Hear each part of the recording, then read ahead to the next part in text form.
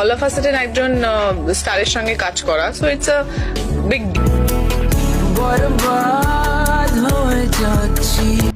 গত ঈদে শাকিব খানের রাজকুমার সিনেমার বরবাদ গানটি ব্যাপক জনপ্রিয়তা হয়েছিল সাধারণ সিনেমা প্রেমিকদের কাছে। আর সেই সূত্র ধরে বরবাদ শিরোনামে নতুনভাবে তৈরি হচ্ছে শাকিব খানের মেগা প্রজেক্টের একটি সিনেমা। সেখানে নায়িকা হিসেবে দেখা যাবে শাকিব খানের প্রিয়তমা খ্যাত নায়িকা ইথিকা পালকে। দর্শকের শীর্ষে থাকা শাকিব খান ইথিকা পাল এই জুটি বর্তমান বাংলাদেশের সবচেয়ে সেরা জুটি। শাকিব খানের তুফান সিনেমার শুটিংয়ের মতো এই সিনেমাটিও তৈরি হচ্ছে ভারতের রামোজি ফিল্ম ইন্ডাস্ট্রিতে।